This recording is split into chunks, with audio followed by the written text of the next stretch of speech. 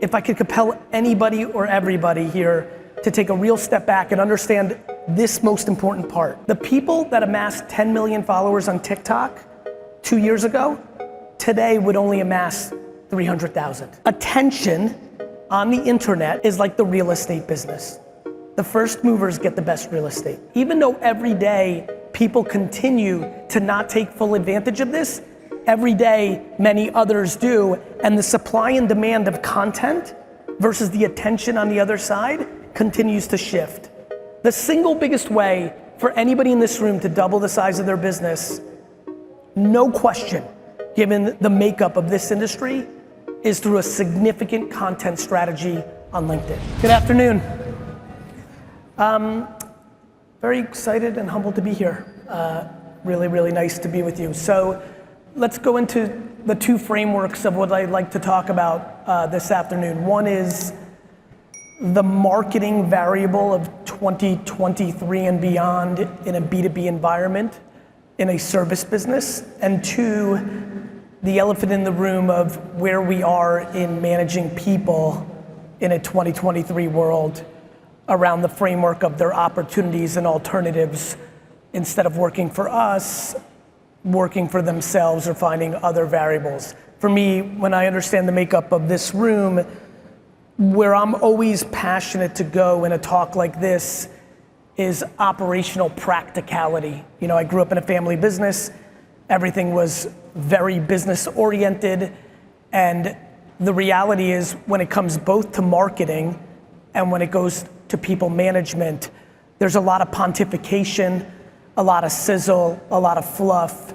And at the end of the day, not a lot of actual action around those two categories, when in my opinion, for a staggering amount of the people in this room, they are the two largest variables of where the business is going and what the opportunities / vulnerabilities are within our businesses. So I currently run a service-based business.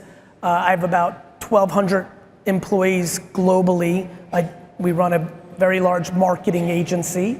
And what's been really fascinating about my transition in my career from building my dad's liquor store through marketing and operations and then being an early investor in Silicon Valley startups like Facebook, Twitter, and Tumblr, to then going into client service, both with VaynerMedia, which is Fortune 500 companies in the B2B and B2C space, but also a company called the Sasha Group, which is named after my dad, that really services businesses that are doing between $1 and $10 million in revenue, is the framework of where I want to go with my talk. So first and foremost, what's crazy in the excitement I have to deliver is the opportunity that is LinkedIn today for a lot of people in this room.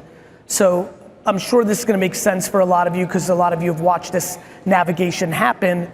LinkedIn over the last 15 years has gone from a place where it was all about just recruiting and HR and hiring to over the last 5 to 7 years, and really in the last 3 years, a very heavy content platform where people are consuming a lot more content on the platform. I would argue today that LinkedIn in 2022 is more similar to where Facebook was 7 or 8 years ago than what we all grew up with LinkedIn looking like 10 years ago.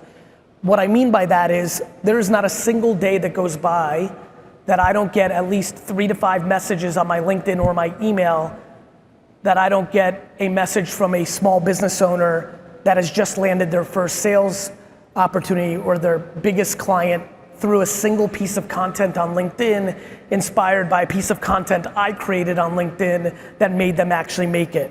When I think about what could I bring in value to this talk today, no question, the biggest impact in my opinion is around the concept of how do I get people in this room who have very little motivation to believe in organic content on LinkedIn as a business driver to understand how outrageous organic content on LinkedIn is a business driver.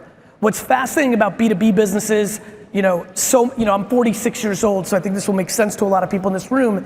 So many of my friends and contemporaries, especially engineer-based friends, really ended up in the seats in this audience. If you're of this age, there was so much opportunity in the late 90s, early 2000s, beginning half of 2000s to stumble into this industry, going from helping friends and family to starting your own shop.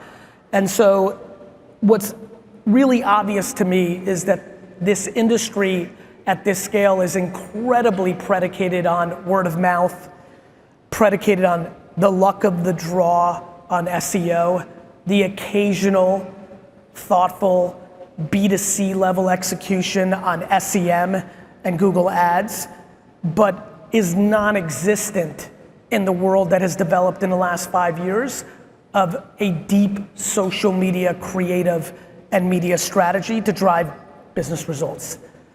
What's most fun about what I just said, if you followed along at home, is the reality of how little friction there is for this to be a meaningful impact on the business, other than, and I'm incredibly empathetic to this, a deep lack of perspective of how real it is.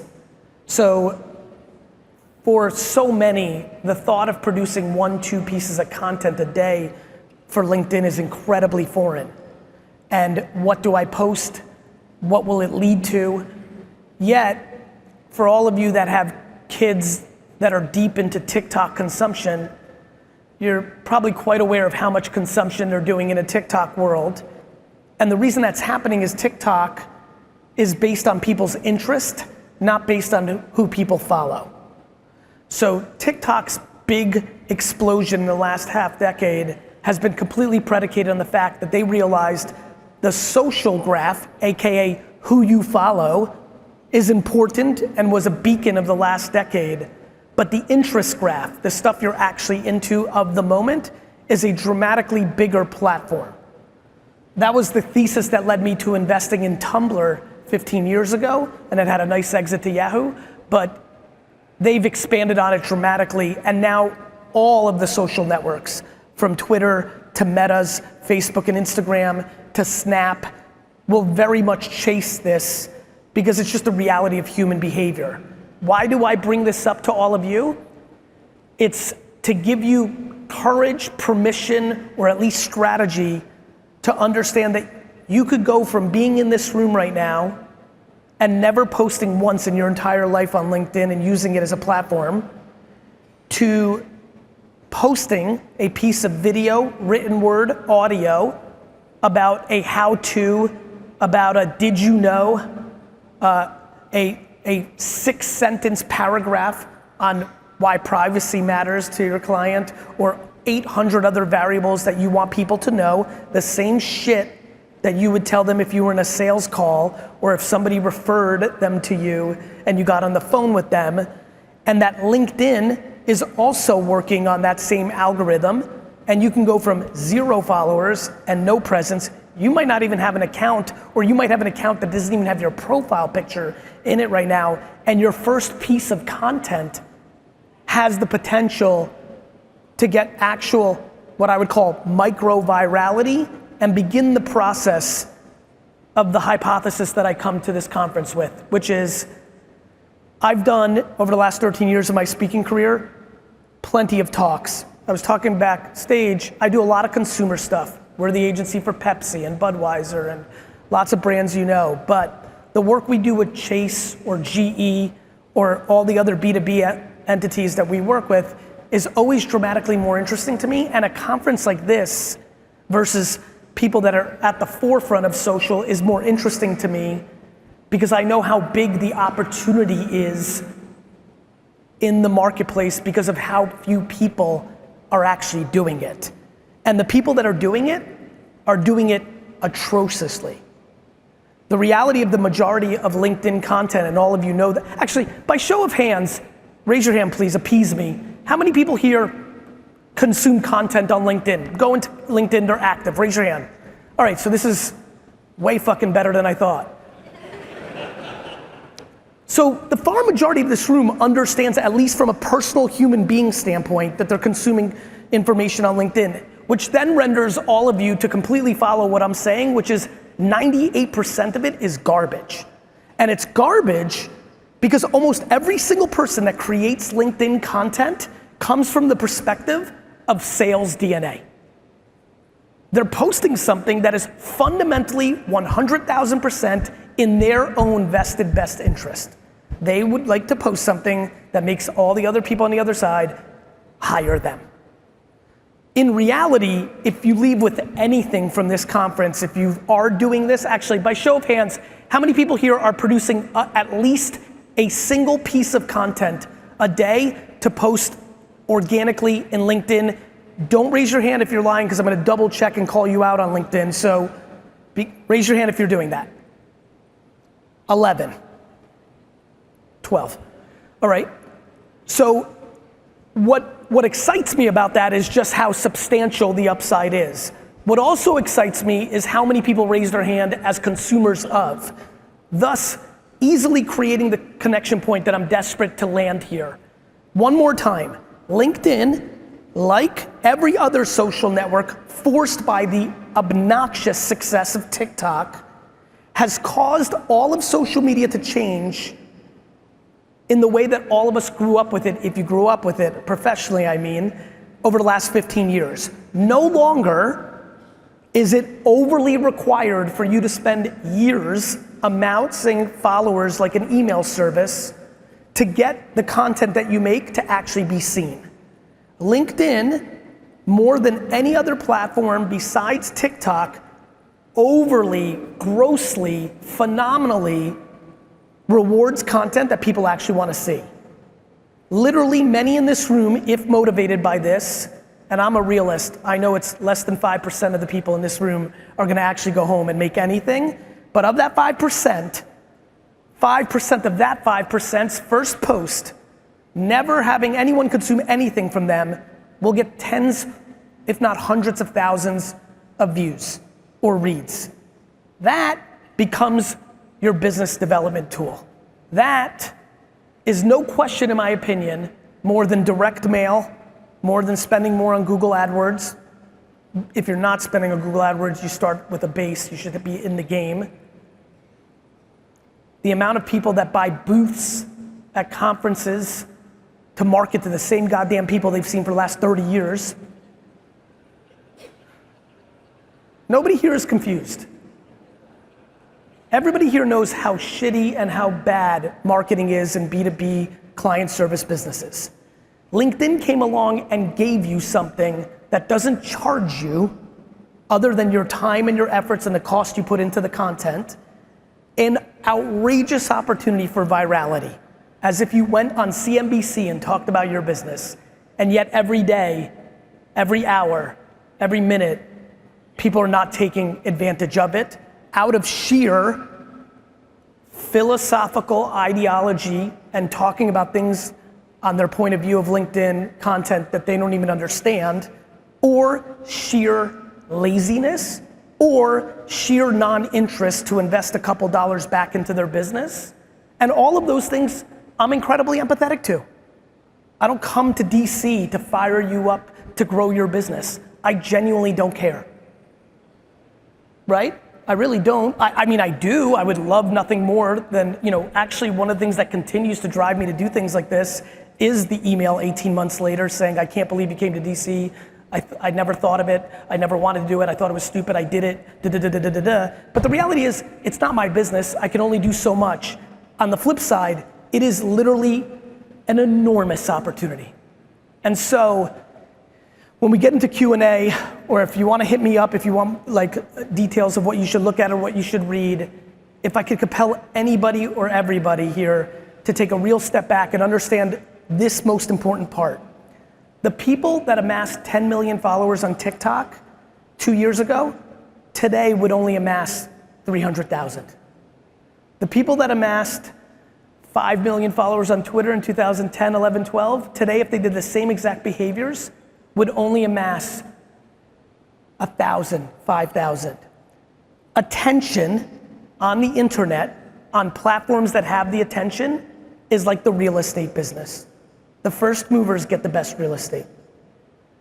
Everything I'm talking about today, if you go and do this 3 years from now versus tomorrow, you will have disproportionately less returns Because even though every day people continue to not take full advantage of this, every day many others do, and the supply and demand of content versus the attention on the other side continues to shift. The single biggest way for anybody in this room to double the size of their business, no question, given the makeup of this industry, is through a significant content strategy on LinkedIn. How you make that content is a worthwhile conversation for a few minutes that we talk about. One, a lot of people just don't want to be on camera, and I respect that to no end. The way you decide your strategy on the content is completely predicated on self-awareness. Everybody in this room needs to really decide, are they good at writing? Are they willing to do video? Or are they gift of gab and they can record it? They don't want to be on video, but they can record the audio and they're willing to post audio. No question, video over-indexes everything. On the flip side, it's also the domain that most people are uncomfortable with because of people's insecurities around the way they look, the way they say, like, you know, just life. And I respect that. But if you're gonna go down this journey and you consider this real, I highly recommend that you go down video first. If you can't do that, audio second, written word third, and let there be no confusion. The written word is remarkably effective if that's your best domain of communication. It's just that video does over-index. That's the punchline. Now, a very important little tidbit of information that might really help a lot of people here get started, because it's getting started that is always the hardest part. Number one, just basic functionality of like, how do I put all that? You know, there's, I'm excited, what is that? I don't have that, no. All right, there's somebody on my mic over here. People struggle with producing content. And so one of the hacks that I've been able to figure out that has really worked for a lot of B2B businesses has been the concept of the following. The idea of starting a podcast where you interview former and, more importantly in my opinion, or equally as important, future clients. So, reading some of the people that were using the hashtag of this event and reading what they were talking about, let's just stick on privacy. If you decided to create a podcast called The Privacy Hour, where you talk about cyber security and things of that nature, you basically have a tremendous cultural hack going on right now in our world where people are so thirsty to be famous that they say yes to be on podcasts that have no listeners. So one thing that has been unbelievably dominant for a lot of people that have followed this blueprint that I'm speaking about is the concept of reaching out on LinkedIn as well to potential business owners that they want to do business with and asking them to be on their show to talk about their business. Regionalizing it or localizing it is also a very big deal. I spoke like this once in a real estate conference and the person followed it verbatim the way I laid it out, which was just do a show called the Charlotte Small Business Show and just interview all the small business owners in Charlotte once a week systematically. And I got that email 3 years later of like what that meant to her business. As you can imagine, that blueprint for so many people in this room is extremely effective, but here's the key. By doing the podcast and potentially recording it on Zoom or Google Hangouts or doing it in person with a camera, the thing that I'm most interested in is not necessarily making you the next Joe Rogan. It's that in that 30 or 45 minutes, how many clips you can cut to use as your LinkedIn posts for what you're needing to do to take advantage of what I just talked about. I'm very aware of how many people sat here when I said post once or twice or 3 times a day on LinkedIn every day, and people are like, motherfucker, I've posted once in my life. So what we have to produce is a strategy that actually allows us to get that level of content. For me, no question, the number one realistic, you might consider it if you're trying to be on the offense, way to do that is to start a podcast, in my opinion, based on this industry, preferably around small businesses in your general area, and interview those business owners. You don't even go in for the close. You're just having a small, some of you do this for a living, but you are the most charismatic person at a party. You do have that personality. You kind of wish you were a sportscaster or on TV. And so then for you, you don't have to go literal into privacy land. You can go into genre overall land of small business land, because what you're really doing is just biz deving relationships. As I'm sure this will make sense to everybody here. If you're trying to do business with a lot of local businesses within a 40-mile radius, you're gonna get a lot more people interested in talking to you if you're asking them to come on your show and talk about their journey of building a business than you're gonna get to do a sales call and get them to hire you.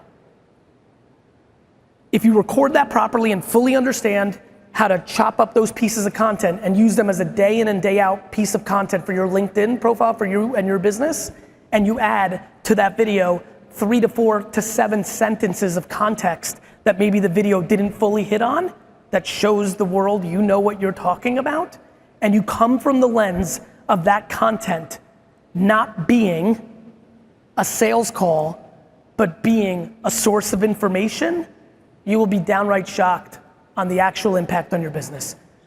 Every day of my life, I get emails from people who followed it, who thought it was complete baloney. I'm incredibly empathetic to what may be going through business owners' minds in here around the value of social media for their business. Social media is incredibly hard to use as a business tool because most people don't understand what it is. Most people dismiss it because they have ideological points of view about it, so that immediately eliminates it, whether it's mad about what it does to the kids or the world or politics or this and that. And then for the small group that is able to stay unemotional and be a business person, it's incredibly difficult to understand how to use it. You have to be good at it. People every day in meetings like this or conferences like this raise their hand and say, Gary, I did LinkedIn, it didn't work. I say to them, and they say to me, well, what's the ROI of social? I ask them, well, what's the ROI of a basketball? And then they're confused. And then I say, what's the ROI of a basketball? And then they're confused. And then I say, the ROI of a basketball for LeBron James was billions of dollars. The ROI for basketball for me was negative 8,000. I've had 2 surgeries on my knees. I say to them, LinkedIn works, you just suck at it. So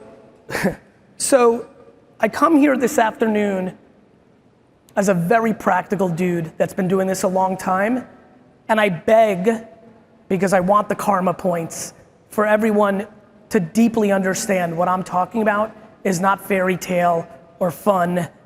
I could give a crap about LinkedIn or Facebook or Snapchat or TikTok. I just care about where customers' attention is. I built my daddy's liquor store with direct mail and local television and radio.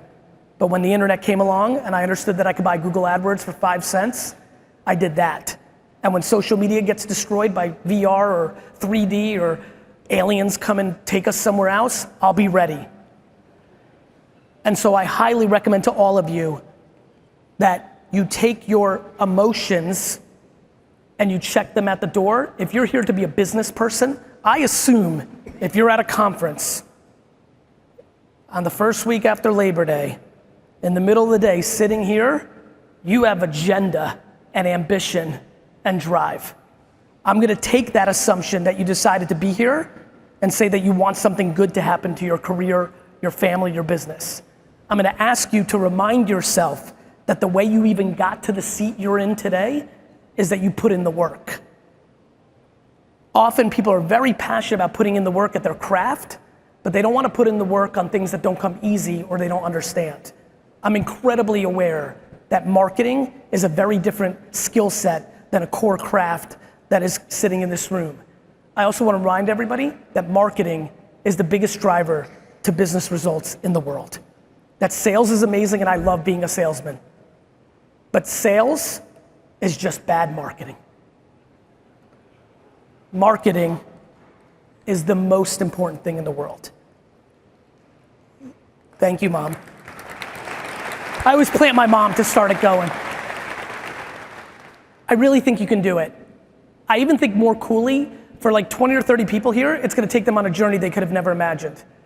For all the fun emails I get about like this was good and I doubled my business, the ones that always really get me in the stomach are the ones that say, I started doing it for this, but I liked the video content so much, I pivoted to this.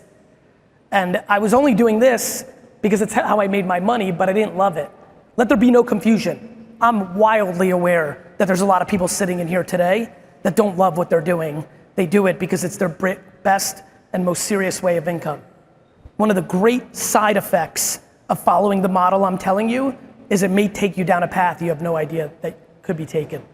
I'm very aware that many people here would rather subsidize how much money they make in their business right now and make the same amount by making content around golfing or hunting, or for me, the New York Jets, which pisses me off to no end. Let's connect afterwards. I'm really fucking pissed out here with us. Haven't won a game in September in 4 years. Anyway, I really, really believe in this. I know it's true. I see it every day. And I really implore all of you to take this talk extremely seriously and at least give it a significant at-bat of just trying it or digging in a little bit more. I'm gonna spend the next several minutes on one other thing. How many people here have more than 5 employees? Raise your hand. Hi, please. Okay, good. Then I'll go here. So I'm sure everybody's heard about the Great Resignation and all this other stuff. I just want everybody here to win in their business. And so I want to give you a preview to something that scares me 10,000 times more for all of us that employ people. Because of what I do for a living, I get 10 to 20,000 direct messages a day on social media. I spend hours every day reading them. I never read 90% of them, that's impossible. But I have a tremendous pulse on where things are going, which has been the foundation of my success. Over the last 2-3 years, there's been a phenomenon that is not being talked about.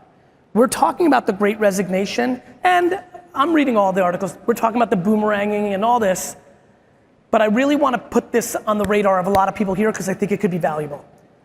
As scary for some people as is the Great Resignation, I am dramatically way more concerned about the great never applying in the first place. We, in this room, are incredibly good at shitting on Gen Z and young millennials. It's one of our great talents. How many people here over 40? Raise your hand. One of the best things you do is that. Who's over 50? Raise your hands. This crew is the most fun because you guys fucking created them.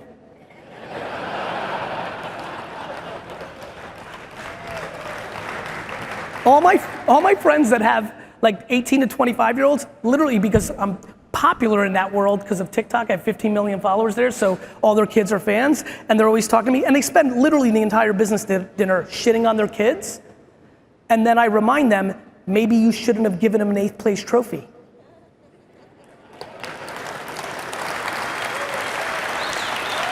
Anyway, this incredible phenomenon of modern parenting that has led to incredible levels of anxiety because we use fear and over-coddling, and it comes from a great place. Parenting is hard.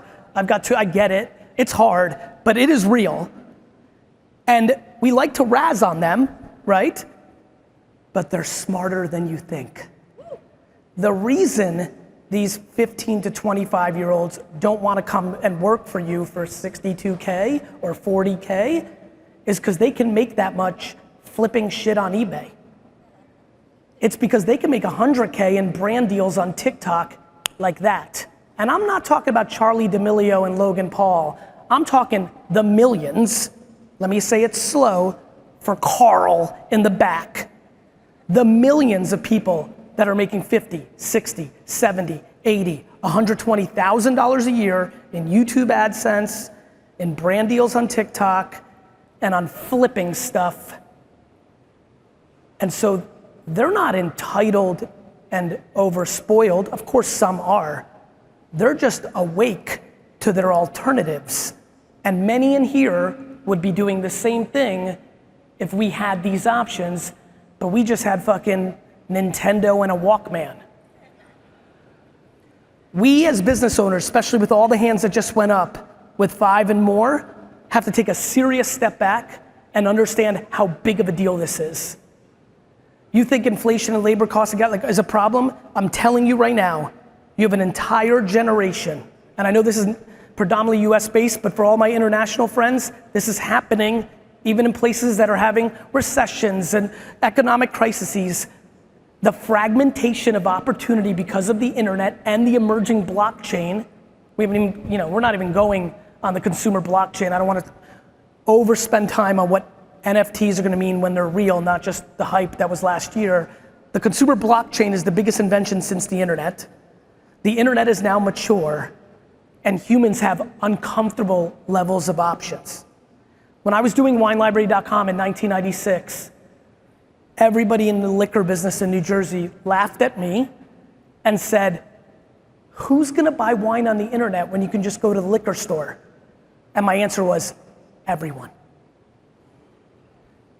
When I tell you every 13-year-old in America and most places in the world today understand their options and have no interest in what you're offering, we must figure this out now, yesterday, and we need to be thoughtful about this. We need to value our employees more. I'm not looking for 8th place trophies, I just mentioned that. I'm not saying over coddle. I'm saying, how many people here have under 20 employees? Raise your hand, under 20.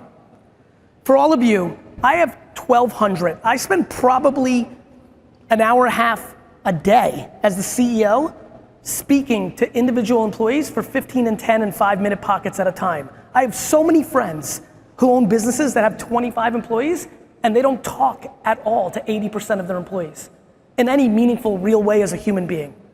We must bring humanity to the workplace, not over coddling. We must bring humanity to the workplace. You're gonna really focus on retention this next decade, and just throwing money at the problem is not gonna be enough.